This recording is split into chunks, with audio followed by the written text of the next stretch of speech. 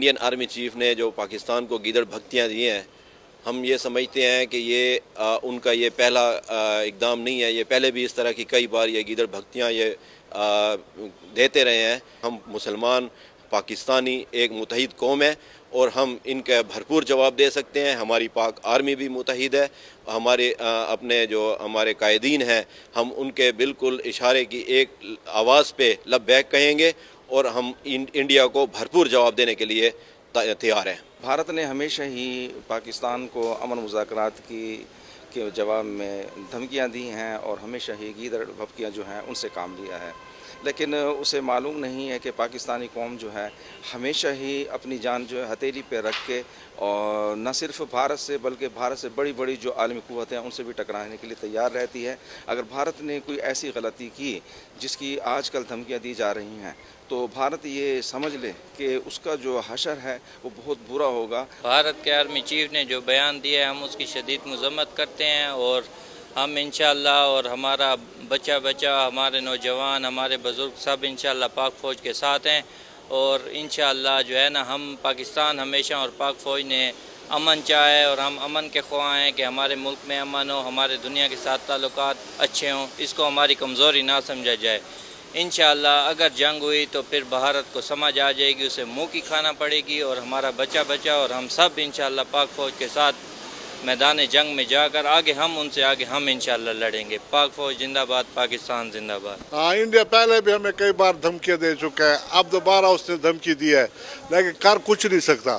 خدا کی قسم اگر انڈیا میلی نظر سے دیکھے اس کی ہم آنکھیں نکال لیں گے. اس پاکستانی قوم کا بچہ جو ہے نا پاک فوج کے ساتھ ہے. یہ انڈیا غلط فہمی میں ہے اور ہم امن چاہتے ہیں. اگر یہ ہمیں امن نہیں چاہتا تو پھر ہم بھی مطلب ہے کہ وہ کریں گے، ایسی تو کوئی بات نہیں ہے. پاکستان ایک پورا امن ملک ہے، وہ ہمسایوں کے ساتھ اچھا تعلق چاہتا ہے، لیکن مودی سرکار جو ہے وہ حد دھرمی پہ آ گئی ہے. اپنی کرپشن اور اپنے الیکشن کے آنے کی وجہ سے وہ اپنی کمزوریاں دبکانے کی وجہ سے پاکستان پر الزام لگا رہی ہے. ہماری پاک آرمی اتنی مضبوط ہے اس ٹائم اور ایک ہمارا شہری وہ محب وطن ہے. پاکستان کے ساتھ جو ان کی محبت اور جو ان کا خلوص اور جو ہم دہشت گردی سے مقابلہ کر رہے ہیں اور ہماری پاک آرمی مقابلہ کر رہی ہے، تو مودی سرکار کو پتہ لگ جائے گا کہ اگر ان کے علاقوں میں اتنے خودکش ہوں اور پھر ان کی آرمی میدان میں آئے، وہ کشمیر کو نہیں سنبھال سکتا.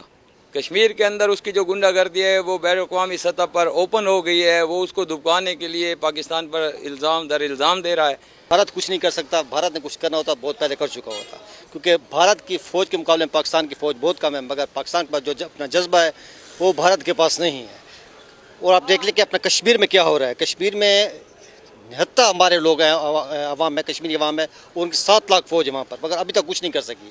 پاکستان کیا کرے گی؟ اور وہ یہ واحد ٹائم ہے جب پورا سب لوگ عدلیہ، فوج اور حکومت ایک ہی پلیٹ فارم پہ ٹھہری ہے.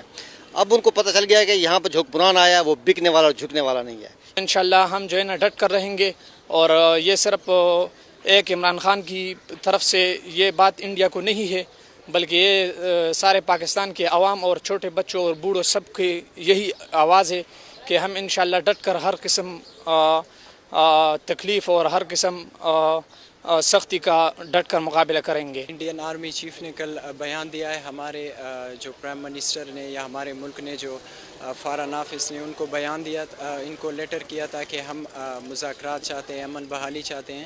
تو کل انہوں نے گیدڑ بھگتی کی ہے اور یہ جو انہوں نے ایک بزدل اور یہ پیغام دیا ہے، تو ہم سارے انشاءاللہ متحد ہیں اور ان کا جو ہے ہم سافٹ ان کے پاور کا بھی ہم جواب دے سکتے ہیں.